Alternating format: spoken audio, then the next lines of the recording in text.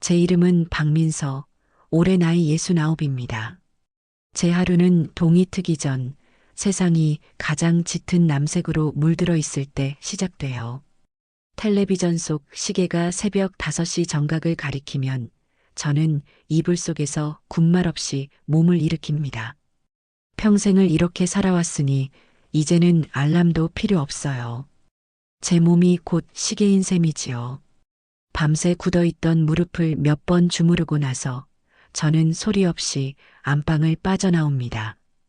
거실 한편에서 고른 숨을 내쉬며 자고 있는 아들 내외와 손주를 방해하고 싶지 않아서예요. 제 유일한 자랑이자 삶의 이유인 아들 태진이, 그리고 그런 아들이 세상에서 제일이라며 시집 온 며느리 지연이, 마지막으로 제 심장을 통째로 꺼내간다고 해도 아깝지 않을 손주 하윤이까지. 이 세 사람을 위해 제 남은 날들을 바치는 것은 당연한 일이자 제가 누릴 수 있는 가장 큰 행복이라 믿어 의심치 않았습니다. 부엌에 들어서 희미한 식탁 등을 켜는 것으로 제 하루에 진짜 막이 오릅니다. 가장 먼저 하는 일은 쌀을 씻어 밥솥에 안치는 것이에요. 며느리는 압력밥솥으로 한 밥을 좋아하고 아들은 조금 진 밥을, 손주는 또 따로 부드러운 밥을 먹여야 하니 여간 신경 쓰이는 일이 아닙니다.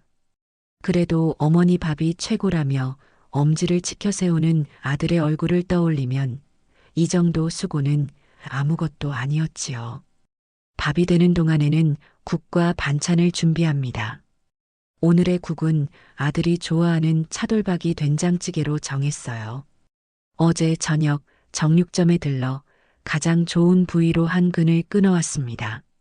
얇게 썬 차돌박이를 달달 볶다가 구수한 집된장을 풀어넣고 애호박과 두부를 썰어 넣어 보글보글 끓여냅니다. 찌개가 끓는 구수한 냄새가 집 안가득 퍼지면 비로소 제가 사는 집이 온기를 찾는 것 같아 마음이 놓여요. 계란말이며 어묵볶음, 멸치볶음 같은 밑반찬 서너 가지를 뚝딱 만들어내고 나면 어느새 창밖이 희뿌옇게 밝아옵니다. 저는 이 시간을 참 좋아합니다. 곧 잠에서 깨어날 가족들을 위해 완벽하게 준비된 아침을 내려다보는 시간. 제 인생은 언제나 저 자신보다 자식을 위해 존재했습니다. 남편을 일찍 여의고 홀로 태진이를 키우면서 제 이름 석자는 잊고 태진이 엄마로만 수십 년을 살았습니다. 태진이가 번듯한 대기업에 취직하고 토끼 같은 지연이를 아내로 맞아 손주까지 안겨주었을 때 저는 제 인생의 모든 과업을 완수했다고 생각했어요. 그래서 아들 내외가 집값이 너무 비싸다며 한숨을 쉴 때 조금의 망설임도 없이 제 집으로 들어와 살라고 했던 겁니다. 어차피 이 늙은 몸 하나 누울 공간만 있으면 좋겠고 이 넓은 집을 매일같이 북적이는 제 사람들과 함께 채울 수 있다면 더 바랄 것이 없었으니까요. 7시가 되면 며느리 지연이가 가장 먼저 일어납니다. 어머니, 좋은 아침이에요. 와, 벌써 아침 준비 다 하셨네요? 정말 맛있겠다. 지연이는 언제나 이렇게 살갑게 인사를 건넵니다. 처음에는 저렇게 싹싹하고 예쁜 아이가 내 며느리가 되었다는 사실에 세상을 다 가진 듯 기뻤어요. 하지만 함께 산 시간이 1년을 넘어가면서 아주 미세한 균열 같은 것을 느끼기 시작했습니다. 그날 아침도 그랬습니다. 손주 하윤이가 간밤에 뭘 흘렸는지 새로 산 비싼 내복 소매 끝에 누런 얼룩이 져 있었습니다. 그걸 본 제가 무심코 한마디 거들었어요. 지연아, 하윤이 옷에 뭐가 묻었네. 그거 이리 줘봐. 쌀뜨물에 담가서 주물러주면 금방 빠진단다. 옛날부터 쓰던 방법인데 이게 아주 효과가 좋아 제 딴에는 살림의 지혜를 알려주고 싶은 순수한 마음이었습니다. 하지만 지연이는 제 말에 고개 한번 돌리지 않았어요. 소파에 앉아 휴대폰 화면만 들여다보며 빠른 속도로 무언가를 입력하고 있었습니다. 제가 건넨 말을 듣기는 했는지 한참 만에야 건성으로 대답이 돌아왔습니다. 아, 네, 어머니. 이따 제가 알아서 할게요. 요즘엔 얼룩 제거제 좋은 거 많아요.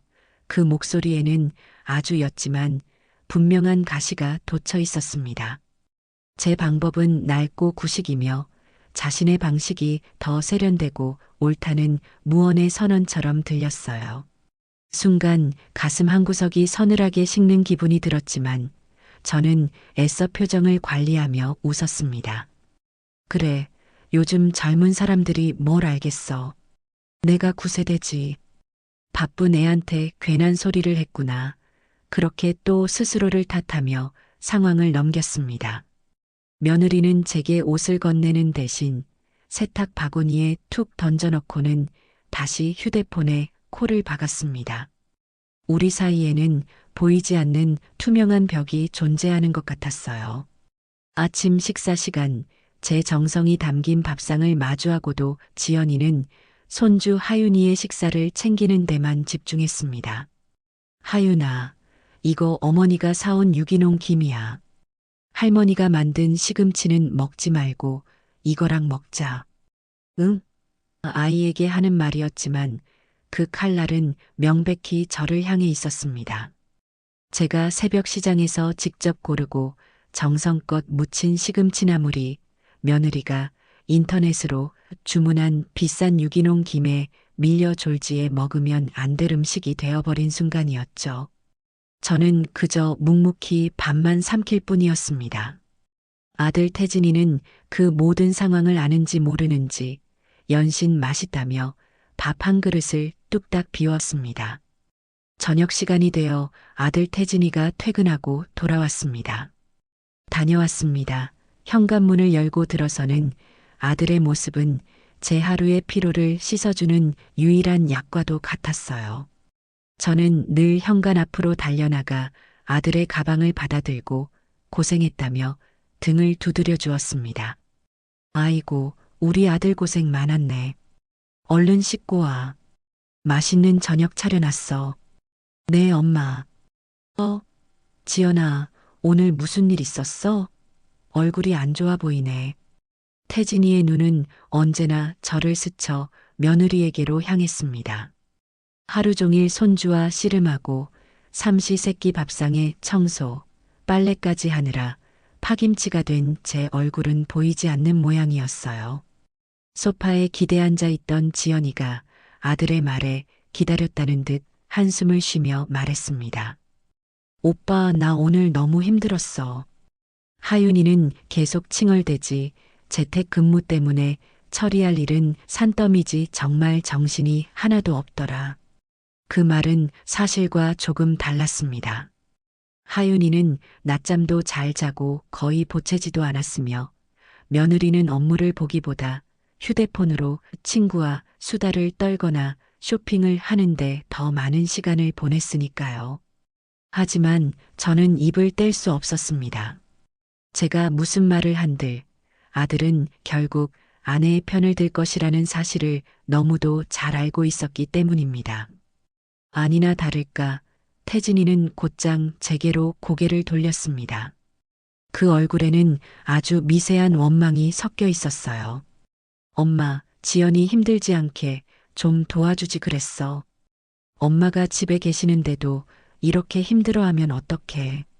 그 순간 제 심장이 쿵 하고 내려앉는 것 같았습니다. 제가 하루 종일 한 모든 일들이 아들의 저 한마디에 전부 부정당하는 기분이었습니다. 저는 며느리를 돕지 않은 사람이 되었고 집에 있으면서도 제 역할을 다하지 못한 무능한 늙은이가 되어버렸습니다. 서운함과 억울함이 목구멍까지 차올랐지만 저는 가까스로 그 감정을 삼키고 억지 미소를 지었습니다. 아이고, 미안하다. 내가 신경 쓴다고 했는데 부족했나 보구나. 내일은 더 신경 쓸게. 우리 지연이 힘들면 안 되지. 제 대답을 듣고 나서야 태진이는 만족한 듯 표정을 풀었고 며느리는 그런 아들의 팔에 매달리며 역시 오빠밖에 없어다며 애교를 부렸습니다. 그 둘의 다정한 모습을 바라보며 저는 소외된 섬처럼 우두커니 서 있었습니다. 이 집에서 제 자리는 당연한 것이 아니었습니다. 아들 내외의 평화를 위해 끊임없이 제 자신을 증명하고 감정을 억누르고 희생해야만 간신히 유지되는 위태로운 자리였던 겁니다. 그날 밤 저는 잠자리에 누워 생각했습니다. 그래도 괜찮다. 태진이가 행복하면 그걸로 되었다. 스스로를 몇 번이고 다독이며 저는 또다시 다가올 내일의 아침을 준비하기 위해 눈을 감았습니다. 그것이 제가 아는 유일한 삶의 방식이었으니까요. 평소와 다를 바 없는 나른한 햇살이 거실을 비추던 평범한 오후였습니다. 며칠째 이어진 미세먼지 경보에 바깥놀이를 못한 손주 하윤이가 영 무료한지 제 다리에 매달려 칭얼거렸습니다. 값비싼 로봇 장난감도 화려한 그림책도 이미 흥미를 잃은 뒤였어요. 아이의 투정에 제 마음도 조금씩 조급해질 무렵 문득 며느리 지연이가 늘 사용하던 비장의 무기가 떠올랐습니다. 바로 휴대폰으로 보여주는 만화 영화였지요. 하윤아, 우리 하윤이 심심했구나. 이리 와보렴. 할머니가 아주 재미있는 거 보여줄게. 저는 소파에 앉아 잠시 아이에게 등을 돌린 채 거실 테이블 위에 놓인 며느리의 휴대폰을 집어들었습니다. 번쩍이는 최신형 모델에 반짝이는 보석이 박힌 화려한 케이스까지 저와는 다른 세상의 물건처럼 보였지만 손주를 달래기 위해서는 어쩔 수 없는 선택이었습니다. 익숙하게 화면을 켜고 아이들이 좋아하는 채널의 앱을 찾으려던 바로 그 순간이었습니다. 화면 위로 새로운 메시지 알림 창 하나가 불쑥 떠올랐습니다. 며느리의 친구에게서 온 것이었어요. 그리고 제 시간은 그 화면 위에서 영원처럼 멈춰버렸습니다. 알림창 상단, 발신인의 이름이 저장된 자리. 그곳에는 있어야 할 그 어떤 호칭도 존재하지 않았습니다. 너무도 선명하고 제 상식으로는 도저히 이해할 수 없는 글자가 제 망막에 와서 박혔습니다. 순간 세상의 모든 소리가 사라졌습니다. 머릿속이 새하얗게 비어버리고 귀에서는 이명이 윙윙거렸어요. 손이 사시나무처럼 떨려와 하마터면 그 비싼 휴대폰을 바닥에 떨어뜨릴 뻔했습니다. 잘못 봤을 리가 없었습니다. 노안이 오긴 했어도 저토록 간단한 글자를 오독할 만큼 제 눈이 어둡지는 않았으니까요. 제정신을 차리려 애쓰며 다시 화면을 들여다보았습니다. 그리고 저는 더 큰 절망의 나락으로 떨어져야 했습니다. 개라는 글자 옆 동그란 프로필 사진 속에서 웃고 있는 것은 다름 아닌 저였기 때문입니다. 얼마 전 가족 사진을 찍는다며 며느리가 어머니는 이게 제일 잘 어울리세요라며 억지로 입혔던 제게는 어색하기만 했던 고운 한복을 입은 제가 아무것도 모른 채 바보처럼 환하게 웃고 있었습니다. 저희 집은 개를 키우지 않습니다. 남편이 살아있을 때부터 지금까지 단 한 번도 집안에 동물을 들인 적이 없어요. 그렇다면 저 개가 지칭하는 대상은 단 하나뿐이었습니다. 바로 저 박민서. 매일 새벽 5시에 일어나 식구들의 삼시세끼를 책임지고 온종일 손주를 돌보고 아들 내외의 편안한 삶을 위해 제 모든 것을 바치고 있는 제가 며느리의 세상 속에서는 그저 개 한 마리에 불과했던 겁니다. 심장이 갈비뼈를 부수고 저 아래 아스팔트 바닥까지 곤두박질 치는 것 같았습니다. 충격에 빠져 멍하니 서 있는데 안방에서 며느리 지연이가 친구와 통화하며 거실로 걸어 나왔습니다. 뭐가 그리 즐거운지 연신 까르르 웃는 소리가 제 귀에는 날카로운 비명처럼 들려왔어요. 저는 터져나오려는 신음을 간신히 참으며 천근만근 무거운 혀를 움직여 갈라지는 목소리로 물었습니다. 혹시나 아주 만에 하나 제가 오해한 것일 수도 있다는 마지막 희망의 끈을 붙잡고 싶었는지도 모릅니다. 지연아, 저녁 다 되어 가는데 뭐 먹고 싶은 거라도 있니? 평소와 다를 바 없는 저의 역할에 충실한 질문이었습니다. 하지만 제 질문에 대한 며느리의 반응은 제 마지막 희망의 끈을 가차없이 끊어버렸습니다. 지연이는 제 쪽은 쳐다보지도 않은 채 들고 있던 휴대폰의 수화부를 손으로 살짝 가리는 신용을 하며 전화기 너머의 친구에게 이렇게 말했습니다. 그 목소리는 나른하고 세상 모든 것이 귀찮다는 듯 짜증이 섞여 있었어요. 미안. 잠깐만. 우리 집 개가 짖네. 그 한마디가 제 세상의 마지막 기둥을 뽑아내고 하늘을 무너뜨렸습니다. 개가 짖는다. 제가 건넨 다정한 질문이 며느리에게는 그저 의미 없는 소음, 주인을 귀찮게 하는 개의 짖는 소리에 불과했던 겁니다. 개라는 저장명이 실수가 아니었음을, 장난이 아니었음을 확인시켜주는 잔인하고 무자비한 확인사살이었습니다. 지난 몇 년간 며느리가 제게 보여줬던 모든 살가운 행동과 애교 섞인 웃음들이 한꺼번에 머릿속을 스쳐 지나갔습니다. 돈이 필요할 때마다 어머니 사랑해요라며 팔짱을 끼던 모습, 제 앞에서는 효부인 척하면서 뒤돌아서는 제가 해준 반찬을 음식물 쓰레기통에 버리던 모습까지, 그것들은 전부 거짓이었습니다. 진심이 담기지 않은 철저한 계산 아래 행해진 연기였을 뿐입니다. 저는 그 모욕적인 연극의 유일한 관객이자 가장 우스꽝스러운 광대였습니다. 그날 저녁 저는 아무 일도 없었다는 듯이 밥상을 차렸습니다. 속에서는 천불이 들끓어 음식이 모래알처럼 느껴졌지만 저는 꿋꿋하게 평온을 연기했어요. 제 앞에 앉아 된장찌개가 맛있다며 밥을 비우는 아들과 이제는 그 표정의 의미를 알 것 같은 역겨운 미소를 띤 며느리를 번갈아 보았습니다. 한 공간에 있지만 우리는 더 이상 가족이 아니었습니다. 그들은 제 고열을 빨아먹는 기생충이었고 저는 그 사실을 이제야 깨달은 어리석은 숙주였습니다. 그래, 연극은 이제 끝내야지.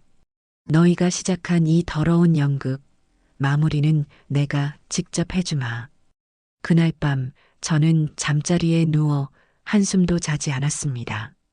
눈을 감으면 개라는 글자와 제 웃는 얼굴 사진이 아른거렸고 귓가에는 우리 집 개가 짖네라는 며느리의 목소리가 끊임없이 메아리쳤습니다. 하지만 더 이상 눈물은 나지 않았어요. 슬픔과 배신감으로 터져버릴 것 같던 제 마음은 차갑고 단단한 결심으로 서서히 굳어가고 있었습니다. 제 인생을 통째로 집어삼키려 했던 그들에게서 제 자신을, 제 존엄을 되찾기 위한 고요한 전쟁을 준비하기 시작했습니다.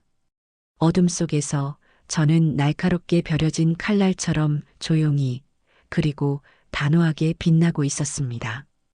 다음 날 아침 동이특이 무섭게 눈을 떴습니다. 하지만 그날의 이른 기상은 가족을 위한 헌신이 아닌 오롯이 저 자신을 위한 반격의 서막이었습니다. 식구들이 모두 집을 비운 시간을 기다리는 매 순간이 초조했습니다. 아들 내외가 출근하고 손주가 어린이집 버스에 오르는 것을 창문 너머로 확인한 뒤 저는 평생 입을 일이 없을 것 같던 가장 좋은 외출복으로 갈아입었습니다. 장롱 깊숙한 곳에서 잠자고 있던 남편이 마지막 생일에 선물해준 비단 옷이었습니다.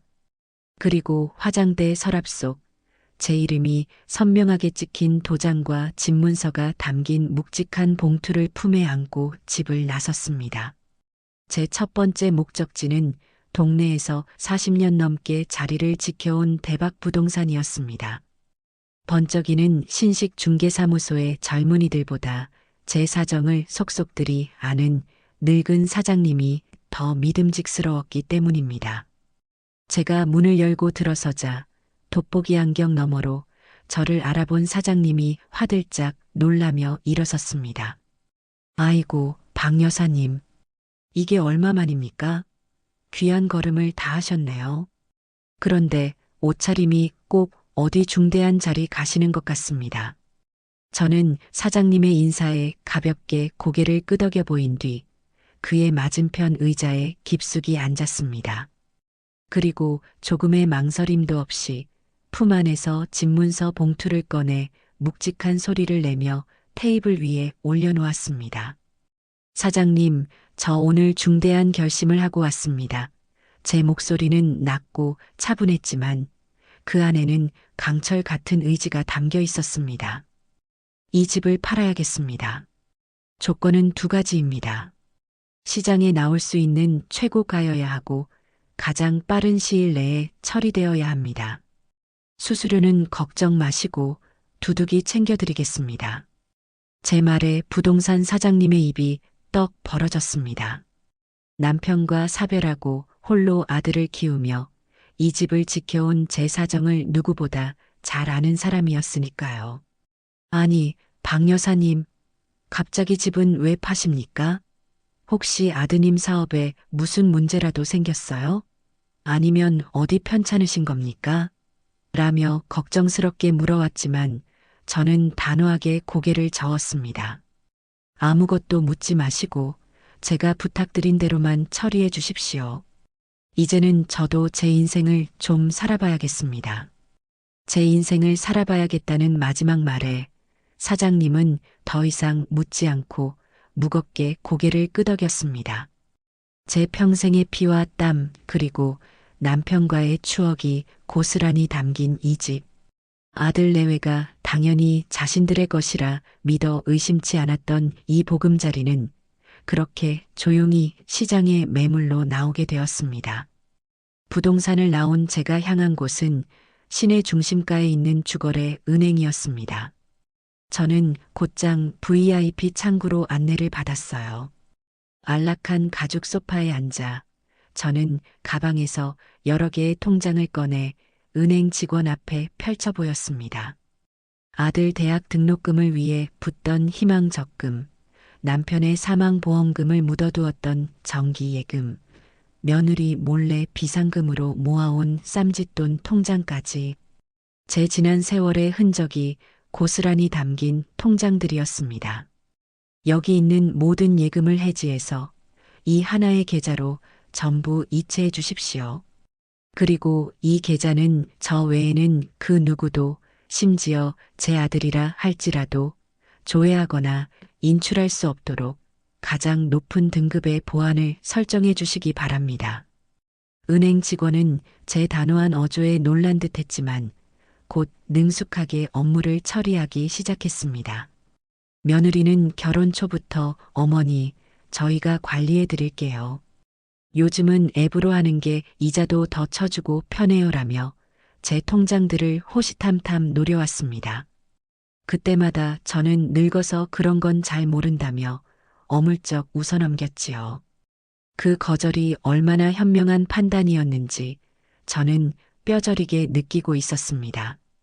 흩어져 있던 제 모든 금융 자산이 단 하나의 계좌로 모이고 그 통장에 잔고가 찍힌 종이를 건네받았을 때 저는 비로소 제 인생의 완전한 주도권을 되찾은 기분이었습니다. 이 돈은 이제 저를 지켜줄 가장 강력한 무기이자 누구도 빼앗을 수 없는 저의 성체가 될 것입니다. 집으로 돌아온 저는 마지막 시험에 들어갔습니다. 제 결심의 한치의 의심이나 미련도 남기지 않기 위한 최종 확인 절차였어요. 저는 며느리에게 전화를 걸었습니다. 일부러 끙끙 앓는 소리를 내며 금방이라도 숨이 넘어갈 듯 힘없는 목소리를 연기했습니다. 지연아, 나다. 아무래도 내가 몸살이 아주 심하게 난 것 같구나. 온몸이 두들겨 맞은 것처럼 쑤시고 머리가 깨질 것 같아 도저히 움직일 수가 없어. 정말 미안하지만 오늘 저녁이랑 내일 하윤이 등원은 내가 좀 해줘야겠다. 수화기 너머로 순간 싸늘한 정적이 흘렀습니다. 제 건강을 걱정하는 다정한 목소리가 들려오리라는 기대는 애초에 하지도 않았습니다.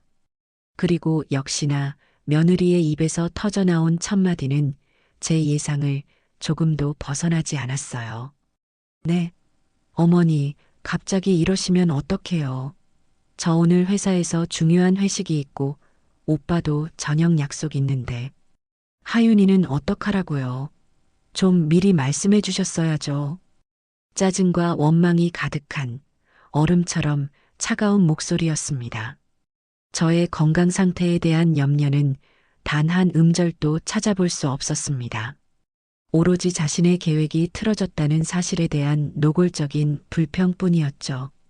저는 조용히 눈을 감았습니다. 마지막 남은 한 조각의 인간적인 기대마저 산산조각 나는 소리가 들리는 듯 했습니다.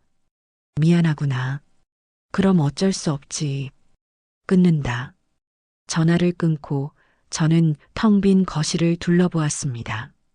이 집 곳곳에 배어 있던 저의 헌신과 애정의 흔적들은 이제 차가운 배신감과 서늘한 결의로 완전히 뒤덮여 있었습니다. 모든 준비는 끝났습니다. 이제 가면을 벗기고 이 지긋지긋한 연극의 막을 내릴 시간만이 남아 있었습니다. 운명의 날은 토요일 저녁으로 정해졌습니다.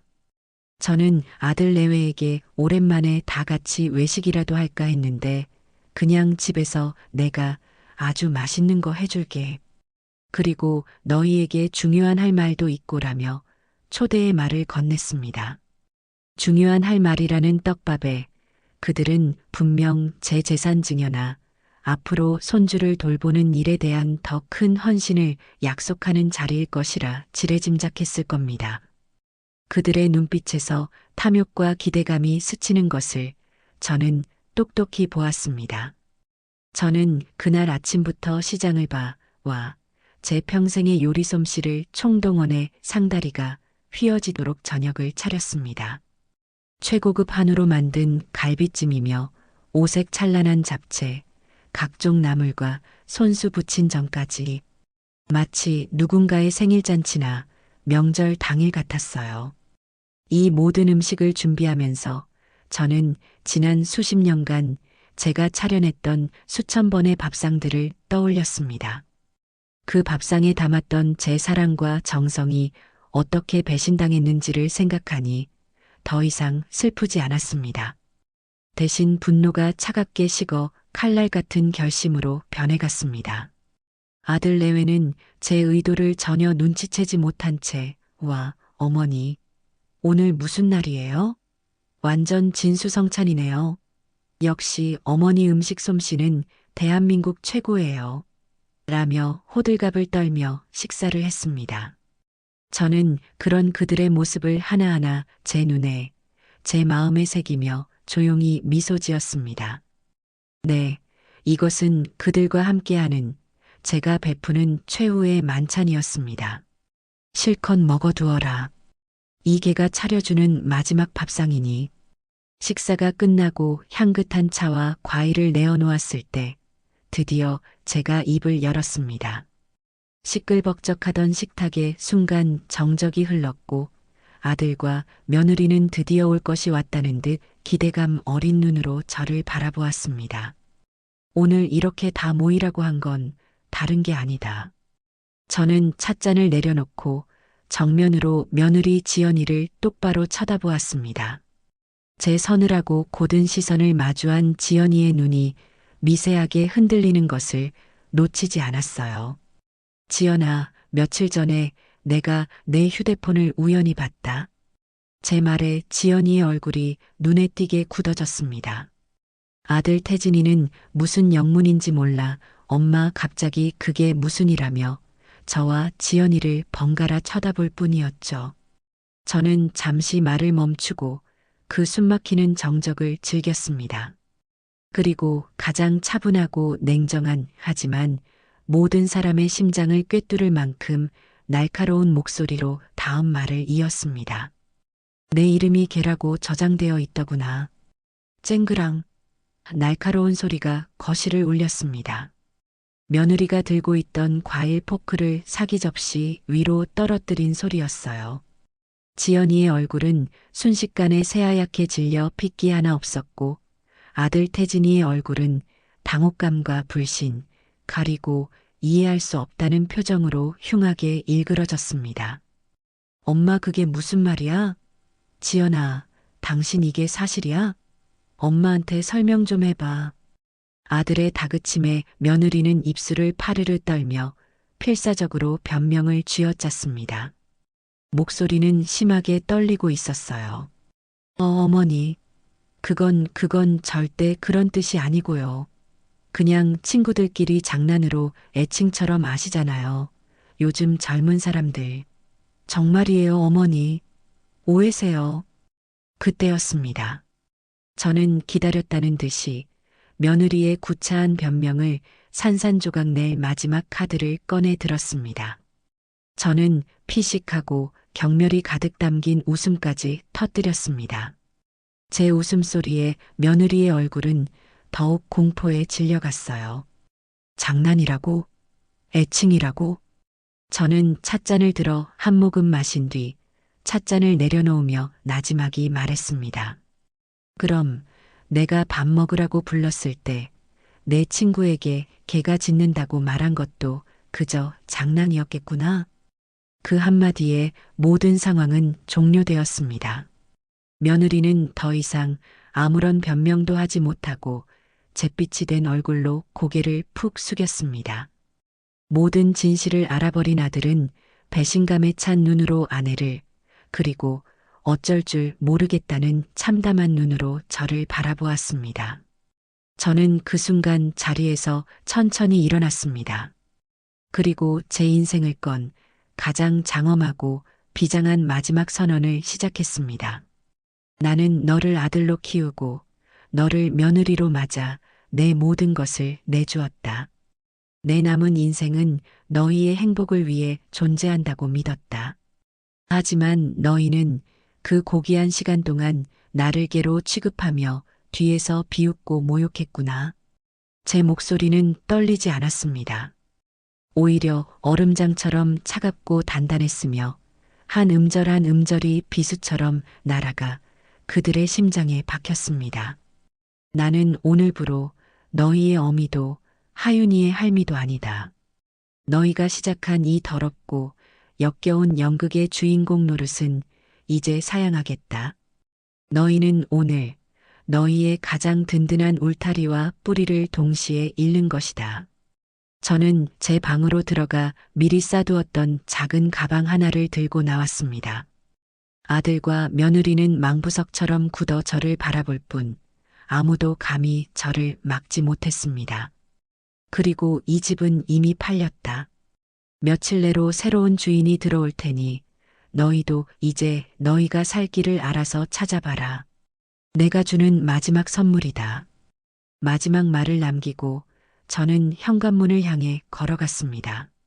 뒤에서 아들이 뒤늦게 정신을 차리고 엄마 잘못했어요. 제발 하고 절박하게 부르는 소리가 들려왔지만 저는 단 한 번도 뒤돌아보지 않았습니다. 문을 열고 밖으로 나와 제 손으로 직접 문을 닫았습니다. 철컥하고 둔탁하게 잠기는 문소리와 함께 제 지긋지긋했던 과거와의 인연도 그렇게 완벽하고 영원하게 끊어졌습니다. 그 지옥 같던 집에서 나온 저는 아파트 단지 입구에서 저를 기다리고 있던 친구의 차에 말없이 올라탔습니다. 제 흉한 꼴을 보이고 싶지 않아 미리 연락해둔 제 사정을 모두 듣고 유일하게 제 편이 되어준 오랜 중마고였어요. 친구는 아무것도 묻지 않고 그저 제 어깨를 두어 번 묵묵히 토닥여준 뒤 고속도로를 향해 차를 몰았습니다. 빠르게 스쳐 지나가는 차창 밖 풍경을 보며 저는 제가 평생을 살았던 동네가 한순간에 낯설게 느껴지는 기묘한 감각에 휩싸였습니다. 백미러를 통해 점점 작아지는 아파트의 모습을 보았지만 이상하게도 눈물은 단 한 방울도 나지 않았습니다. 시원섭섭함보다는 수십 년간 저를 짓누르던 무거운 갑옷을 벗어 던진 듯한 해방감이 훨씬 더 컸어요. 다음 날 아침 약속대로 부동산 사장님에게서 전화가 걸려왔습니다. 제가 내놓은 집을 사겠다는 사람이 나타났는데 자금 사정이 넉넉한 사업가라 제가 제시한 가격을 모두 수용하고 계약을 서두르고 싶다는 꿈 같은 내용이었습니다.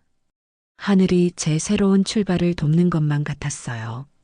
저는 그 길로 다시 서울로 올라가 조금의 망설임도 없이 일사천리로 매매 계약서에 도장을 찍었습니다. 제 평생이 담긴 집의 소유권이 타인에게 넘어가는 순간 저는 제 손으로 직접 과거의 족쇄를 끊어냈다는 사실에 깊은 만족감을 느꼈습니다. 계약금을 제 통장으로 모두 송금받은 뒤 저는 곧장 이삿짐 센터에 연락해 남은 짐을 모두 처분해달라고 요청했습니다. 아들의 낡은 앨범, 빛바랜 가족사진, 그들이 쓰던 값비싼 가구들까지 제 기억 속에서 지워버리고 싶은 모든 것들을요. 단 하나 제 방에 있던 작은 자개장과 제 손때 묻은 옷 몇 가지만은 따로 챙겨 제가 있는 곳으로 붙여달라고 부탁했습니다. 그 자개장은 시집 올 때 친정 어머니가 해주신 제 인생의 유일한 재산 목록 1호였으니까요. 그 무렵 아들과 며느리는 그야말로 패닉 상태에 빠져 있었습니다. 친구를 통해 전해 듣기로 그들은 제가 잠시 화가 나 집을 나갔을 뿐 며칠만 지나면 손주가 보고 싶어서라도 돌아올 것이라고 안일하게 믿었다고 해요.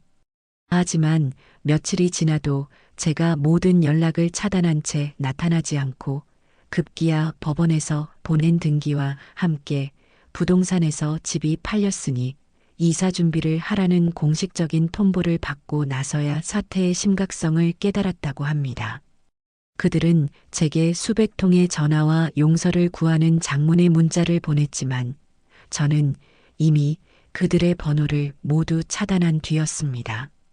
그들의 절규는 더 이상 제게 닿을 수 없었습니다. 이사를 마무리하던 날 저는 마지막으로 그 집에 들렀습니다. 제 자개장을 챙기기 위해서였어요. 집안은 그야말로 폭풍이 휩쓸고 간 듯 했습니다. 그들이 급하게 짐을 싸서 나간 듯 여기저기 옷가지와 잡동사니들이 널려 있었어요. 식탁 위에는 제가 마지막으로 차렸던 저녁 식사의 그릇들이 곰팡이가 쓴 채 그대로 놓여 있었습니다. 그 처참한 광경을 보니 그들이 얼마나 경황이 없었는지 그리고 얼마나 저의 노동을 당연하게 여겨왔는지 다시금 깨닫게 되어 헛웃음이 나왔습니다. 저는 그 어떤 감정도 느끼지 않으려 애쓰며 제 집만 챙겨 조용히 그리고 영원히 그 집을 떠났습니다. 제가 선택한 새로운 보금자리는 아무도 저를 알지 못하고 찾을 수도 없는 동해의 한적한 소도시였습니다. 바다가 바로 보이는 작지만 깨끗한 아파트를 얻었어요. 이사 온 첫날 저는 가장 먼저 낡은 휴대폰을 꺼내 들었습니다. 그리고 주저없이 전원을 끄고 뒷덮개를 열어 유심칩을 빼냈습니다. 제 과거와 연결된 마지막 끈이었던 그 작은 플라스틱 조각을 저는 가위로 망설임 없이 두 동강 내어 변기물에 흘려보냈습니다. 창문을 활짝 열자 짭조름한 바다 내음과 함께 싸아하는 파도 소리가 밀려 들어왔습니다. 그 소리는 마치 저를 위로하는 자장가처럼 제 상처받은 마음을 부드럽게 어루만져주는 듯 했어요. 저는 텅 빈 거실 한가운데에 한참을 서서 그 풍경을 바라보았습니다. 아무도 없는 집, 오직 저 하나뿐인 공간. 무섭거나 외롭지 않았습니다. 오히려 수십 년 만에 처음으로 완벽한 자유와 고요한 평화를 느꼈습니다. 박민서라는 제 이름 석자를 되찾기 위한 길고 외로운 하지만 가슴 벅찬 여정이 그렇게 진짜로 시작되고 있었습니다. 저는 더 이상 과거를 돌아보지 않을 겁니다. 제 앞에는 이제 저 자신만을 위한 눈부신 파도가 넘실대는 새로운 인생이 펼쳐져 있었으니까요. 그 길 위에서 저는 다시 진심으로 웃는 법을 배우게 될 겁니다. 새로운 도시에서의 첫 아침은 낯선 새소리와 함께 시작되었습니다. 지난 수십 년간 제게 아침을 알렸던 것은 언제나 어김없이 새벽 5시에 울리는 자명종 소리와 오늘 아침은 무얼 해먹이나 하는 무거운 책임감이었는데 말입니다. 저는 커튼을 걷고 창문을 활짝 열었습니다. 비릿하면서도 상쾌한 바다 내음이 밤새 닫혀있던 제 폐부 깊숙한 곳까지 밀려들어와 저를 채웠습니다. 눅눅하고 퀴퀴한 배신감의 냄새 대신 새로운 공기가 저를 순환시키는 기분이었습니다. 창밖으로는 제가 평생 그림으로만 보아왔던 풍경이 펼쳐져 있었습니다. 밤새 어둠을 삼켰던 바다는 아침 햇살을 받아 은빛으로 반짝이고 있었고 수평선 너머에서는 붉은 기운이 뭉게뭉게 피어오르고 있었어요. 저는 그 장엄한 일출을 마치 세상에 저 혼자 남은 사람처럼 한참이나 넋을 잃고 바라보았습니다. 그 순간 깨달았습니다. 제가 지난 세월 동안 단 한 번도 하늘을 제대로 올려다본 적이 없었다는 사실을요. 제 세상은 언제나 아들 내외와 손주라는 제 발밑의 작은 땅에만 묶여 있었습니다. 그날 오전 저는 처음으로 오직 저 자신만을 위한 식사를 준비했습니다. 누군가의 입맛을 맞출 필요도 영양을 따질 필요도 없었어요. 그저 제가 먹고 싶은 것. 찬장 구석에 있던 누룽지 몇 조각을 꺼내 물을 붓고 보글보글 끓였습니다. 반찬은 김치 한 조각이 전부였지만 제 인생에서 먹었던 그 어떤 진수성찬보다도 더 달고 맛있었습니다. 식사를 마친 뒤에는 커피를 한 잔 내려 창가에 앉았습니다. 이것은 사치였습니다. 제가 제 자신에게 처음으로 허락한 온전한 여유라는 이름의 사치였어요. 며칠간 집 안에서 새로운 환경에 적응하며 숨을 고른 뒤 저는 용기를 내어 밖으로 나섰습니다. 아파트 단지를 벗어나 바닷가로 이어지는 작은 산책로를 따라 걸었습니다. 갈매기들이 끼룩거리며 날아다니고 부지런한 어부들은 그물을 손질하고 있었습니다. 모든 것이 평화롭고 또 모든 것이 저와는 상관없는 풍경처럼 느껴졌습니다. 저는 수십 년 만에 처음으로 완벽한 이방인이 되었습니다. 아무도 저를 태진이 엄마나 하윤이 할머니로 부르지 않는 곳. 그 사실이 처음에는 조금 두려웠지만 이내 곧 짜릿한 자유로움으로 다가왔습니다. 동네를 어슬렁거리다 저는 열린복지관이라는 팻말이 붙은 낡은 건물을 발견했습니다. 문 앞 게시판에는 붓글씨 교실, 노래교실, 스마트폰 활용반, 그리고 추억 담기 사진, 동호회 등 다양한 프로그램 안내문이 붙어 있었어요. 사진이라는 단어가 제 마음을 잡아끌었습니다. 며느리의 휴대폰 속에 개라는 이름과 함께 저장되어 있던 제 사진. 그 모욕적인 프레임 속에 갇혀 있던 제 모습이 떠올랐기 때문입니다. 어쩌면 이제는 제 시선으로 세상을 담아낼 수 있지 않을까 하는 막연한 생각이 들었습니다. 저는 홀린 듯 건물 안으로 들어갔습니다. 마침 사진 동호회에서 신입 회원을 모집하는 중이었어요. 동호회 회장이라는 저보다 5살은 젊어 보이는 김영이라는 분이 제게 다가와 스스럼 없이 말을 걸었습니다. 어머니, 처음 뵙는 얼굴인데 혹시 사진에 관심 있으세요? 우리 동호회 분위기 정말 좋아요. 망설이지 마시고 같이 해요. 에너지 넘치는 그녀의 모습에 얼떨결에 고개를 끄덕이자 그녀는 제 손을 덥석 잡고 동호회실로 이끌었습니다. 안에는 저와 비슷한 연배의 5명의 회원들이 각자의 사진을 보며 이야기꽃을 피우고 있었습니다. 모두의 얼굴에 편안하고 행복한 미소가 가득했어요. 제가 머뭇거리며 서 있자 조용히 창가에 앉아있던 한 분이 제게 다가와 따뜻한 차를 한 잔 건넸습니다. 천천히 둘러보세요. 처음엔 다 어색한 법이지요. 저는 이정숙이라고 합니다. 그녀의 온화한 미소와 나지막한 목소리에 제 마음의 빗장이 조금은 열리는 기분이었습니다. 그렇게 저는 제 인생에서 처음으로 누군가의 무엇이 아닌 박민서라는 이름으로 새로운 관계를 맺기 시작했습니다. 그날 이후 저는 매주 사진 동호회에 나갔습니다. 난생 처음으로 무거운 DSLR 카메라를 목에 걸고 초점 맞추는 법과 조리개 조절하는 법을 배웠어요. 처음에는 뷰파인더를 통해 세상을 보는 것조차 어색했지만 곧 저는 그 네모난 창을 통해 새로운 세상을 발견하는 기쁨에 빠져들었습니다. 제 첫 번째 사진은 바닷가의 작은 조약돌이었습니다. 파도에 씻겨 닳고 닳아 동그랗게 변한 못생겼지만 단단한 돌멩이. 마치 제 모습 같다고 생각했어요. 거친 세상의 파도에 시달렸지만 끝내 부서지지 않고 제 자신을 지켜낸 그 모습이 대견했습니다. 저는 제가 찍은 사진들을 인화해 제 작은 아파트의 벽에 하나씩 걸기 시작했습니다.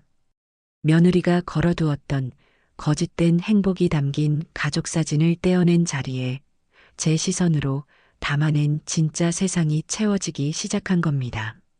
그러던 어느 날 저녁, 낯선 번호로 전화가 걸려왔습니다.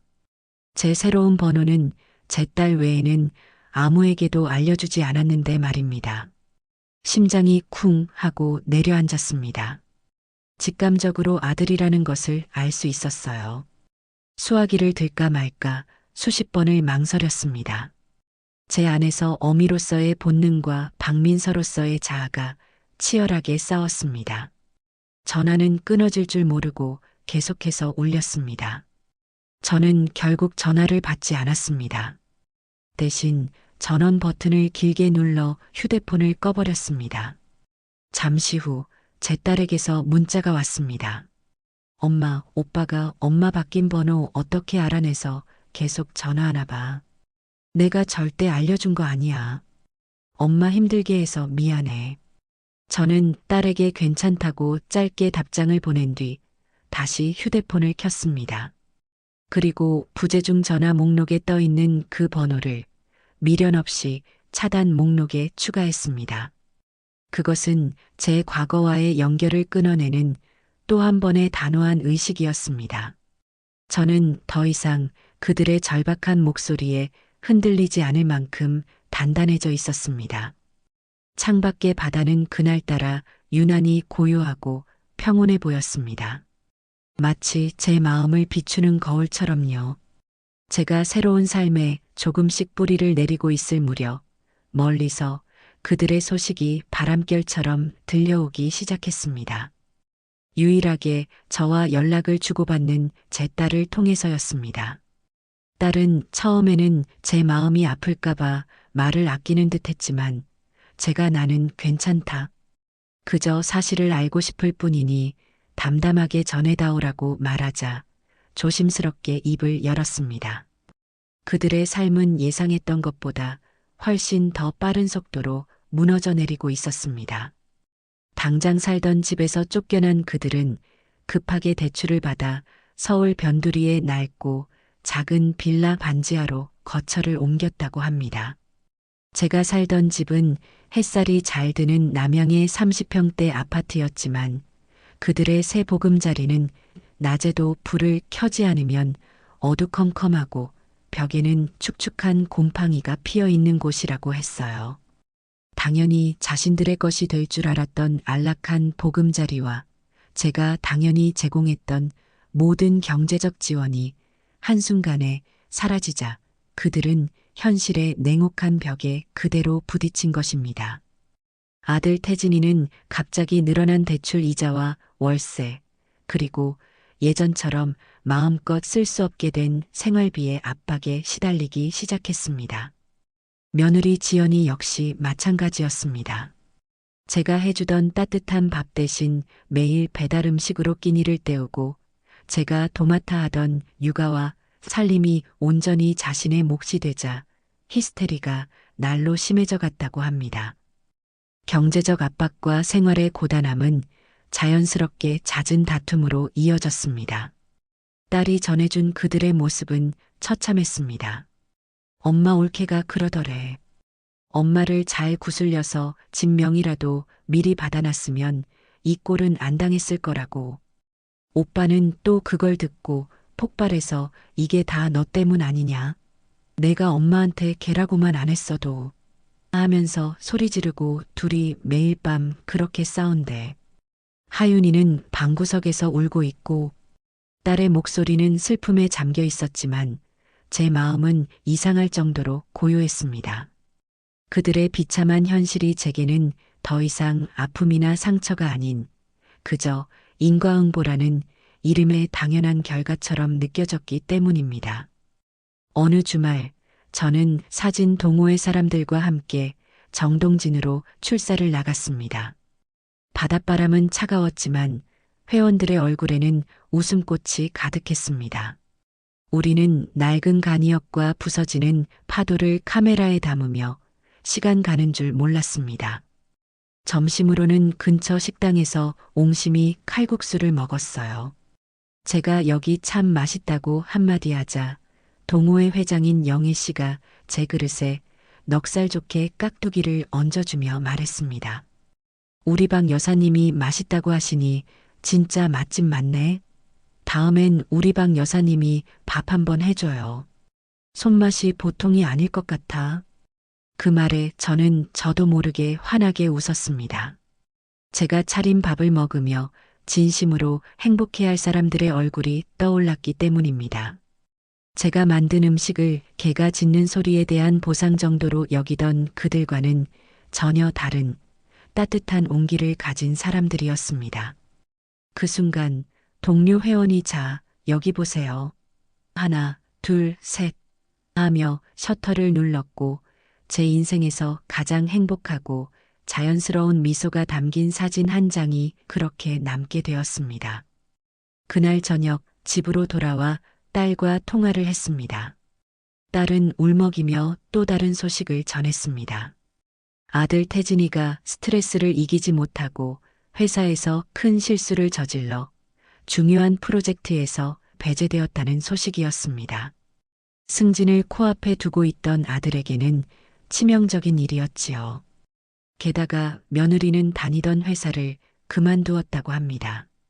힘든 살림과 육아를 병행할 수 없다는 이유였지만 실은 명품 옷과 가방을 사지 못하는 자신의 처지를 비관하며 모든 것을 놓아버린 것에 가까웠습니다. 저는 딸의 이야기를 들으며 낮에 찍은 제 사진을 들여다보았습니다. 사진 속에 저는 세상 모든 시름을 잊은 사람처럼 행복하게 웃고 있었습니다. 바다를 배경으로 좋은 사람들과 함께 온전한 박민서로서 존재하는 제 모습이었습니다. 저는 그 사진을 액자에 고이 끼워 거실 가장 잘 보이는 곳에 두었습니다.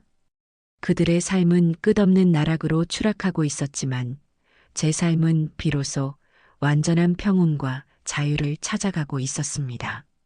저는 그들의 불행을 기뻐하지 않았습니다. 다만 그들의 파멸이 저의 해방을 증명해주고 있다는 사실을 조용히 지켜볼 뿐이었습니다. 그것은 복수가 아니었습니다. 그저 모든 것이 제자리로 돌아가는 세상의 가장 공평하고 서늘한 법칙의 실현이었습니다. 그들의 삶이 벼랑 끝으로 내몰리고 있다는 것을 깨달았을 때 그들은 가장 비열하고 예상 가능한 수를 두기 시작했습니다. 바로 동정심의 호소하기였지요. 하지만 그들의 눈물은 이미 메마를 대로 메마른 제 마음을 적실 수 없었습니다. 어느 늦은 밤 공중전화로 표시된 낯선 번호로 전화가 걸려왔습니다. 받지 않을까 하다가 불길한 예감에 조용히 수화기를 들었습니다. 수화기 너머에서는 억지로 쥐어짜는 듯한 가증스러운 울음소리가 들려왔습니다. 며느리 지연이었습니다. 어머니, 저 지연이에요. 어머니, 제가 다 잘못했어요. 제가 정말 죽을 죄를 지었어요. 흐흑. 저는 아무 말 없이 듣고만 있었습니다. 며느리는 한참을 연극처럼 흐느끼더니 본론을 꺼내기 시작했습니다. 어머니, 저희 정말 죽을 것 같아요. 태진 씨는 회사에서 잘리고 저는 이제 아무것도 할 수가 없어요. 매일매일이 지옥이에요. 그리고 하윤이가 할머니 보고 싶다고 매일 밤 울어요. 밥도 잘 안 먹고 계속 할머니만 찾아요. 어머니, 제발 하윤이 봐서라도 저희 한 번만 용서해 주시면 안 될까요? 손주 하윤이. 그 이름이 나오자 잠시 심장이 덜컥 내려앉는 것 같았습니다. 하지만 저는 곧 이성을 되찾았습니다. 아이를 방패막이로 내세우는 그들의 비겁함에 동정심 대신 차가운 분노가 치밀어 올랐습니다.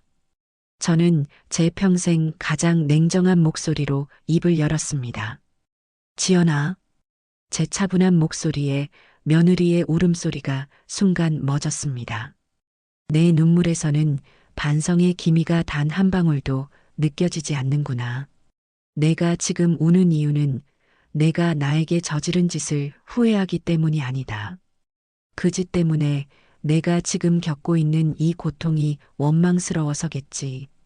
그리고 다시는 내 손주를 내 구차한 변명의 방패로 삼지 마라. 아이가 할머니를 찾는 것은 당연한 일이다. 하지만 그 순수한 마음을 이용해서 이 상황을 모면하려는 내 속셈이 너무도 뻔하고 역겨워서 견딜 수가 없구나. 너는 내 아들 앞에서 내 어미를 개라고 불렀다. 그런 너에게 내 손주의 이름을 입에 올릴 자격조차 없다. 제 말이 끝나자 수화기 너머에서는 아무 소리도 들리지 않았습니다. 저는 더 이상 대꾸할 가치를 느끼지 못하고 먼저 전화를 끊어버렸습니다. 악어의 눈물은 결코 소금기 가득한 동에 바다를 채울 수 없는 법입니다. 며느리의 작전이 실패로 돌아가자 이번에는 아들이 나섰습니다. 아들은 제 형제들, 그러니까 자신의 이모와 외삼촌에게 연락해 눈물로 호소하며 저를 설득해달라고 부탁한 모양이었습니다. 며칠 뒤 제 여동생에게서 전화가 왔습니다. 언니 잘 지내? 다름이 아니라 태진이가 전화했었어. 아주 죽는 소리를 하더라. 언니 없으면 자기들 다 죽는다고. 한 번만 용서해주면 안 될까? 그래도 하나뿐인 아들이고 하윤이도 눈에 밟히잖아. 저는 동생의 말을 묵묵히 다 들은 뒤 차분하게 입을 열었습니다. 그리고 제가 겪었던 모든 일을 단 하나도 빠짐없이 모두 털어놓았습니다. 며느리가 저를 개라고 저장했던 일, 개가 짖는다고 말했던 일, 그리고 제가 그 집에서 지난 몇 년간 어떻게 투명인간처럼 살아왔는지에 대해서요. 제 이야기가 길어질수록 수화기 너머 동생의 숨소리는 점점 거칠어졌습니다. 모든 이야기가 끝났을 때 동생은 한동안 말이 없다가 이내 울먹이며 말했습니다. 언니 미안해. 그렇게 힘든 줄도 모르고 내가 정말 미안해. 그런 줄도 모르고 내가 아들 편을 들 뻔했네. 언니 절대 용서해 주지 마. 그런 것들은 가족도 아니야. 언니 하고 싶은 대로 해. 이제라도 언니 인생 살아. 내가 언제든지 달려갈게. 동생의 진심 어린 위로에 저는 그날 처음으로 소리내어 울었습니다. 제 상처를 알아주고 제 편이 되어주는 사람이 있다는 사실에 대한 안도감과 고마움의 눈물이었습니다. 마지막으로 그들은 제 딸에게까지 손을 뻗쳤습니다. 하지만 제게 모든 것을 전해 듣고 누구보다 분노하고 있던 딸은 아들의 전화를 받자마자 냉정하게 쏘아붙였다고 합니다. 오빠, 다시는 나한테 이런 일로 전화하지 마. 엄마한테 어떻게 그런 짓을 하고 이제 와서 용서를 빌어? 오빠는 엄마 아들일지 몰라도 나한테는 엄마를 지옥에 살게 한 공범일 뿐이야. 오빠와 올케가 지금 겪는 고통은 엄마가 수년간 겪었던 고통에 비하면 아무것도 아니야. 뻘 달게 받아. 그렇게 제 주변의 모든 이들이 저의 가장 든든한 방패가 되어 주었습니다. 그들이 기댈 수 있는 마지막 동아줄은 모두 끊어졌습니다. 이제 그들에게 남은 것은 스스로의 잘못이 만들어낸 절망의 구렁텅이로 떨어지는 일뿐이었습니다. 저는 창밖의 거친 파도를 보며 생각했습니다. 저 파도가 제 마음속에 남은 마지막 분노의 찌꺼기까지 모두 씻어가 주기를. 모든 구원 요청이 실패로 돌아가고 경제적 파탄이 코앞에 닥치자 그들은 결국 최후의 그리고 가장 무모한 수단을 선택했습니다. 바로 저를 직접 찾아오는 것이었습니다.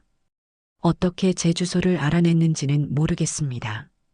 아마도 딸이나 동생에게 애걸복걸 매달렸거나 혹은 불법적인 방법을 동원했을지도 모릅니다. 하지만 그 과정이 어찌되었든 그들은 결국 제 성역의 문 앞에 서고야 말았습니다. 늦가을의 스산한 바람이 창문을 두드리던 저녁이었습니다. 저는 새로 사귄 친구들과 함께 만들었던 매실주를 한 잔 마시며 제가 찍은 사진들을 정리하고 있었어요. 그때 고요를 깨고 현관의 초인종이 날카롭게 울렸습니다. 이 시간에 저를 찾아올 사람은 아무도 없었습니다. 불길한 예감에 저는 조심스럽게 현관문으로 다가가 인터폰 화면을 켰습니다. 화면 속에는 제가 다시는 보고 싶지 않았던 두 얼굴, 그리고 보고 싶어 가슴이 미어지던 작은 얼굴 하나가 함께 있었습니다. 남루한 옷차림의 아들 태진이와 화장기 없이 초췌한 얼굴의 며느리 지연이, 그리고 그 둘 사이에 서서 어리둥절한 표정으로 서 있는 손주 하윤이. 그들은 마치 전쟁에서 패하고 항복하러 온 패잔병들 같았습니다. 저는 심호흡을 한 번 하고 문을 열었습니다. 하지만 현관 체인은 건 채로 문이 겨우 한 뼘 정도만 열리도록 했습니다. 그 좁은 틈새로 그들의 절박한 얼굴과 제 냉정한 얼굴이 마주했습니다. 가장 먼저 무릎을 꿇은 것은 아들 태진이었습니다. 엄마, 제가 잘못했어요. 제가 다 잘못했어요. 제발 저희 좀 살려주세요. 아들은 이마가 땅에 닿도록 머리를 조아리며 울부짖었습니다. 며느리 역시 그 옆에서 소리 없이 눈물만 뚝뚝 흘리며 저를 올려다보았습니다. 하지만 제 시선은 그 두 사람이 아닌 그들 사이에 서 있는 작은 아이 하윤이에게로 향했습니다. 몇 달 사이에 아이는 훌쩍 자라 있었지만 얼굴에는 그 나이대의 아이에게서는 찾아볼 수 없는 그늘이 져 있었습니다. 아이는 겁을 먹은 듯 아빠의 바짓가랑이를 꼭 붙잡고 저를 올려다보고 있었어요. 제 심장이 칼로 베어내는 듯 아팠습니다. 이 모든 비극의 가장 큰 희생자는 아무 잘못도 없는 저 어린 생명이었으니까요. 그들은 하윤이를 앞으로 내세웠습니다. 마지막 비장의 카드였지요. 엄마, 하윤이 좀 보세요. 할머니 보고 싶어서 이렇게 찾아왔잖아요. 애가 할머니를 얼마나 그리워하는데 이 아이 봐서라도 제발. 저는 문을 조금 더 열었습니다. 그리고 몸을 숙여 아이와 눈을 맞췄습니다. 저는 제 인생에서 가장 슬프고 다정한 목소리로 아이에게만 들리도록 속삭였습니다. 하윤아, 우리 강아지, 할미 보고 싶었어? 미안하다, 정말 미안해. 어른들의 잘못 때문에 우리 하윤이까지 힘들게 해서 할미가 너무 미안해. 저는 주머니에 항상 넣어 다니던 작은 과자 하나를 꺼내 아이의 손에 쥐어주었습니다. 아이는 과자를 받아들고 제 얼굴을 빤히 바라보았습니다. 그 까만 눈동자에 제 모습이 비쳤습니다. 저는 아이의 머리를 한번 부드럽게 쓰다듬어 주었습니다. 그것이 제가 해줄 수 있는 전부였습니다. 그리고 저는 천천히 몸을 일으켜 희망 섞인 눈으로 저를 보는 아들과 며느리를 향해 섰습니다. 제 얼굴에서는 모든 감정이 사라져 있었습니다. 더 이상 분노도 슬픔도 연민도 없었습니다. 오직 차갑고 단단한 돌처럼 굳어버린 결심만이 남아 있었어요. 너희의 쇼는 잘 보았다. 하지만 나는 더 이상 너희의 관객이 되어줄 생각이 없다. 제 목소리는 마른 나뭇가지처럼 건조했습니다. 내가 분명히 말했을 텐데. 나는 더 이상 너희의 어미도 시어미도 아니라고. 그리고 너희가 버린 개는 주인을 다시 찾아가지 않는 법이다. 저는 그 말을 마지막으로 그들의 절망적인 얼굴을 향해 현관문을 천천히 그리고 아주 단호하게 닫았습니다. 문을 닫기 직전 제 눈에 비친 것은 경악과 절망으로 일그러지는 아들의 얼굴이었습니다. 철컥! 현관 체인이 잠기는 소리가 그 어느 때보다도 크고 명확하게 울려 퍼졌습니다. 문 밖에서 아들이 문을 두드리며 엄마, 엄마, 제발 하고 외치는 소리가 들려왔지만 저는 더 이상 귀 기울이지 않았습니다. 저는 굳건히 닫힌 문에 등을 기댄 채 한참을 서 있었습니다. 눈물은 나지 않았습니다. 대신 제 평생을 짓누르던 거대한 바위 덩어리가 마침내 제 등에서 떨어져 나가 산산조각 나는 듯한 기묘한 해방감을 느꼈습니다. 모든 것이, 정말로 모든 것이 끝난 순간이었습니다. 그들이 문 앞에서 사라지고 며칠 뒤 저는 제 인생의 마지막 과업을 수행하기 위해 법률사무소를 찾았습니다. 젊고 총명해 보이는 변호사 앞에서 저는 제 마지막 유언과도 같은 계획을 설명했습니다. 그것은 복수도 용서도 아닌 제가 남길 수 있는 유일하고 진정한 유산에 관한 것이었습니다. 제 전 재산의 절반을 제 손주 김하윤의 이름으로 신탁하고 싶습니다. 제 말에 변호사는 잠시 놀란 듯 했지만 곧 제 뜻을 이해하고 고개를 끄덕였습니다. 저는 신탁의 조건을 명확하고 단호하게 제시했습니다. 이 신탁 자산은 하윤이가 만 25세가 되는 해의 생일 전까지는 그 누구도, 심지어 친권자인 제 아들과 며느리라 할지라도 단 1원도 손댈 수 없도록 설정해 주십시오. 오직 하윤이의 대학 등록금이나 해외 유학 혹은 자신의 사업을 시작할 때와 같이 아이의 미래를 위한 명확한 목적이 있을 경우에만 변호사님의 관리 감독하에 일부를 사용할 수 있도록 해 주십시오. 그리고 나머지 재산은 제가 죽은 뒤 사회복지기관에 모두 기부하겠습니다. 그것은 제가 손주에게 줄 수 있는 최선의 그리고 마지막 사랑의 방식이었습니다. 부모의 그늘 아래서 상처받고 자라날 아이에게 스스로의 힘으로 일어설 수 있는 최소한의 발판을 마련해주고 싶었습니다. 하지만 그 돈이 결코 아이의 부모를 위한 위로금이 되어서는 안 되었습니다. 저의 헌신이 또다시 그들의 탐욕을 채우는 데 쓰이는 것을 저는 절대로 용납할 수 없었습니다. 변호사는 제 뜻을 모두 반영하여 법적으로 완벽한 서류를 작성해 주었고 저는 그 서류에 제 마지막 도장을 찍었습니다. 마음이 놀랄 만큼 가벼워졌습니다. 시간이 흘러 계절이 2번 바뀌었습니다. 그 사이 제 삶에는 많은 변화가 있었습니다. 저는 사진 동호회에서 주최한 작은 전시회에 제 작품들을 출품했습니다. 바위, 파도, 그리고 시간이라는 주제로 제가 1년간 찍어온 동해의 풍경들이었죠. 전시회 첫날 제 딸과 여동생, 그리고 복지관에서 사귄 새로운 친구들이 꽃다발을 들고 저를 찾아와 주었습니다. 제 사진 앞에서 함께 웃으며 기뻐해 주는 사람들. 그들의 따뜻한 축하 속에서 저는 비로소 제가 더 이상 혼자가 아니라는 것을 깨달았습니다. 저는 개처럼 버려진 존재가 아니라 새로운 관계 속에서 존중받고 사랑받는 박민서라는 이름의 작가였습니다. 그러던 어느 날 딸에게서 전화가 왔습니다. 엄마, 오늘 법원에서 서류가 왔어. 오빠랑 올케 이혼 서류에 도장 찍었대. 하윤이 양육권은 올케가 갖기로 하고 오빠는 최소한의 양육비만 보내는 걸로 합의했나 봐. 그 소식을 듣는 순간 제 마음은 놀라울 정도로 잔잔했습니다. 기쁨도 통쾌함도 슬픔도 아니었습니다.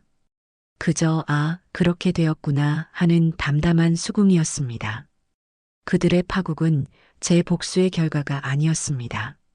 서로를 존중하지 않고 책임을 떠넘기며 탐욕으로 가득 찼던 그들의 관계가 맞이할 수밖에 없었던 정해진 결말이었을 뿐입니다. 저는 전화를 끊고 카메라를 들고 밖으로 나섰습니다. 맑게 갠 하늘 아래 바다는 그 어느 때보다도 푸르고 드넓었습니다. 방파제 끝에 서서 수평선을 바라보았습니다. 끝없이 펼쳐진 저 바다 너머에 무엇이 있을까? 예전에는 단 한 번도 궁금해 본 적이 없었습니다. 하지만 지금의 저는 저 너머에 펼쳐질 저의 새로운 날들이 궁금하고 기대되었습니다. 그때 제 머리 위로 갈매기 한 무리가 힘찬 날갯짓을 하며 날아올랐습니다. 더 높은 곳을 향해, 더 넓은 세상을 향해 거침없이 나아가는 자유로운 비상이었습니다. 저는 저도 모르게 카메라를 들어 그 모습을 뷰파인더에 담았습니다. 찰칵 셔터 소리와 함께 제 길고 어두웠던 과거는 완벽하게 사진 속 풍경 뒤로 사라졌습니다. 그리고 제 앞에는 눈부신 햇살과 푸른 바다, 그리고 자유롭게 비상하는 새들처럼 무한한 가능성으로 가득 찬 미래가 펼쳐져 있었습니다. 저는 비로소 제 인생의 진정한 주인이 되었습니다. 그리고 그 사실만으로도 저의 남은 날들은 충분히 행복할 것임을 예감할 수 있었습니다. 그 후로 5번의 가을이 지났습니다. 제 삶의 터전이 된 이 작은 바닷가 마을의 시간은 서울의 그것과는 전혀 다른 밀도로 흘러갔습니다. 저를 옥죄던 과거의 시간은 초침소리 하나하나가 신경을 긁는 고문과도 같았지만 이곳에서의 시간은 밀물과 썰물처럼 자연스럽고 너그러웠습니다. 제 얼굴의 주름은 5줄 더 늘었을지 몰라도 제 마음의 주름은 지난 5해 동안 오히려 팽팽하게 펴진 듯합니다. 이제 저는 더 이상 복지관 사진 동호회 신입회원 박민서가 아닙니다. 동네 사람들은 저를 박 작가님이라고 부르곤 해요. 몇 해 전 시에서 주최한 작은 사진 공모전에서 어머니의 바다라는 제목으로 낸 제 사진이 대상을 받은 덕분입니다. 늙은 할머니의 소일거리라고 생각했던 사진이 제게 작가라는 새로운 이름을 선물해 준 것이지요. 지금은 제가 처음 사진을 배웠던 그 복지관에서 이제 막 카메라를 잡는 어르신들에게 뷰파인더 보는 법을 알려주는 작은 재능 기부를 하고 있습니다. 누군가에게 무언가를 가르쳐주는 일이 이토록 즐겁고 보람된 일인 줄 저는 이른이 넘어서야 비로소 깨닫게 되었습니다. 제 작은 아파트는 이제 저의 사진들로 가득한 갤러리가 되었습니다. 새벽녘의 붉은 여명, 폭풍우가 몰아치는 성난 파도, 방파제에 앉아 낚싯대를 들이운 늙은 어부의 뒷모습, 그리고 제 새로운 가족이 되어준 친구들의 환한 웃음까지 제 손으로 직접 담아낸 이 세상의 풍경들은 거짓된 행복으로 가득했던 그 낡은 가족 사진보다 훨씬 더 제 마음을 풍요롭게 합니다. 오늘은 오랜만에 친구인 영희 씨와 정숙 씨, 그리고 서울에서 내려온 제 여동생과 함께 집에서 조촐한 파티를 열었습니다. 제가 직접 담근 포도주와 동네 텃밭에서 키운 채소로 만든 음식들을 나누어 먹으며 이야기꽃을 피웠습니다. 언니, 얼굴이 정말 좋아졌어. 서울에 있을 때랑은 완전히 다른 사람 같아. 그러게 말이에요, 민서 언니.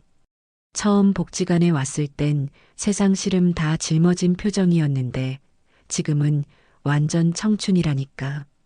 영희 씨의 너스레에 모두가 함께 웃음을 터뜨렸습니다.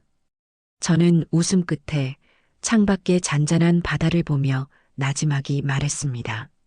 사람이 자기 이름으로 불리면서 자기 시선으로 세상을 보고 좋은 사람들과 마음을 나누며 사는 게 얼마나 중요한지 나는 너무 늦게 알았지. 그래도 지금이라도 알았으니 참 다행이야. 제 말에 과묵한 정숙 씨가 제 손을 따뜻하게 잡아주며 말했습니다. 언니, 늦은 게 어디 있어. 오늘이 언니 인생에서 가장 젊은 날인데. 우리 이렇게 오래오래 재밌게 살자. 그 말에 우리는 또 한 번 웃으며 서로의 잔을 부딪혔습니다. 잃어버린 가족 대신 저는 제 삶의 마지막을 함께할 더없이 소중한 자매들을 얻었습니다. 그들의 소식은 이제 아주 가끔 바람결에 먼지처럼 실려올 뿐입니다. 얼마 전 제 딸이 어렵게 입을 열었습니다. 이혼 후 공사장을 전전하며 겨우 입에 풀칠만 하고 살던 아들 태진이가 얼마 전 술에 취해 딸에게 전화를 걸어왔다고 합니다. 돈을 빌려달라는 이야기가 아니었습니다. 그는 한참을 울기만 하다가 처음으로 자신의 잘못을 인정했다고 해요. 내가 정말 개만도 못한 놈이었어. 지연이가 잘못한 건 맞아. 하지만 그걸 알면서도 내 어머니가 내 집에서 그런 취급을 받는 걸 보면서도 아무렇지 않았던 내가 더 나쁜 놈이야. 나는 아들로서도 인간으로서도 실패했어. 엄마 볼 자격도 용서를 빌 자격도 없어. 그냥 내가 잘못했다고 그것만이라도 엄마한테 전해줘. 딸에게 그 이야기를 전해 듣는 순간 제 마음은 무겁게 가라앉았습니다. 통쾌함보다는 깊은 슬픔이 밀려왔어요. 제 아들이 마침내 철이 든 모양이었지만 너무도 늦어버린 뒤였습니다. 그는 스스로의 과오를 깨닫는데 혹독한 대가를 치른 셈이지요. 저는 딸에게 담담하게 말했습니다. 이제 와서 그게 무슨 소용이 있겠니? 그는 그의 인생을, 나는 나의 인생을 살면 되는 거다. 그저 어디서든 자기 몫의 벌을 달게 받으며 부끄럽지 않게 살아가라고만 전해다오. 그것이 제가 아들이라는 존재에게 건넬 수 있는 마지막 말이었습니다. 그 후로 아들의 소식은 더 이상 듣지 않았습니다.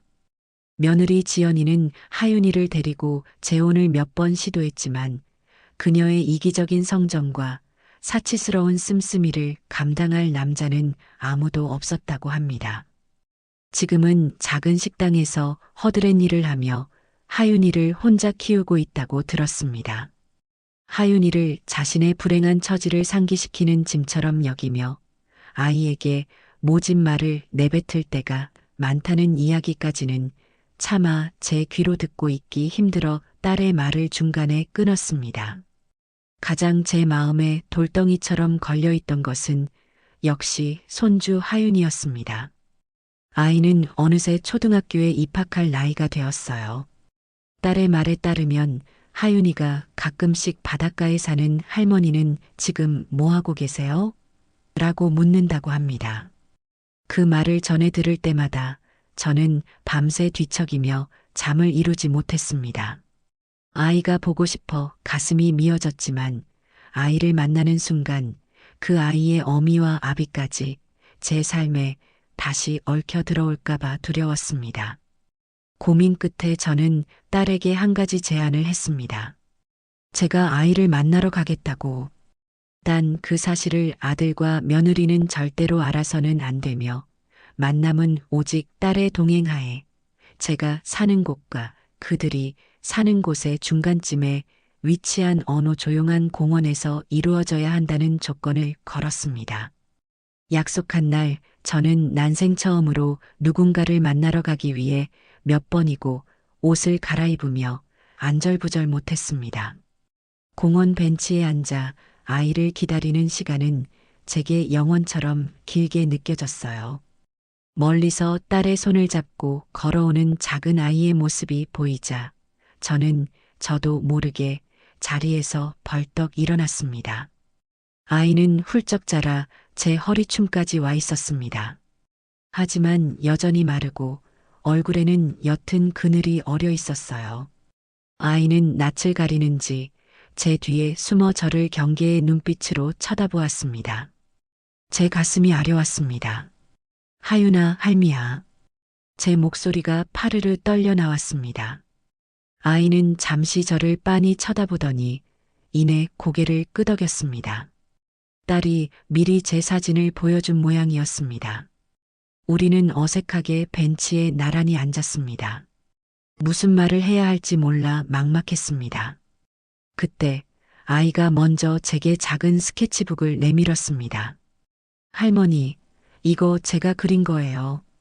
스케치북에는 삐뚤빼뚤하지만 힘 있는 선으로 그려진 커다란 고래 한 마리가 있었습니다. 푸른 바다를 힘차게 헤엄치는 고래. 우와, 우리 하윤이 그림 정말 잘 그리는구나. 정말 멋진 고래네. 네. 고래는 세상에서 제일 크고 아무도 못 괴롭히잖아요. 아이의 그 한마디에 저는 울음을 터뜨릴 뻔한 것을 간신히 참았습니다.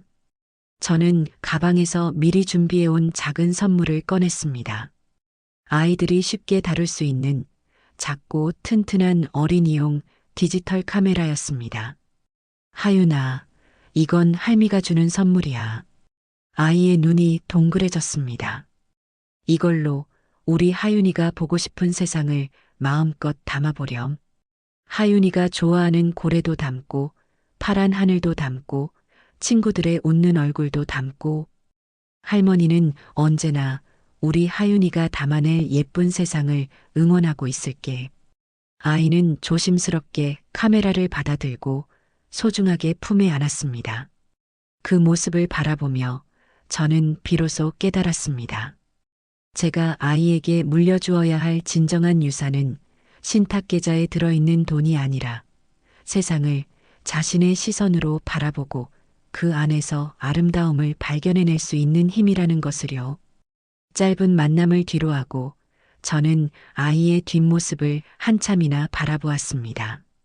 아이는 몇 번이고 뒤를 돌아보며 제게 손을 흔들어 주었고 저 역시 눈물이 흐르는 것도 잊은 채 아이에게 손을 흔들어 주었습니다.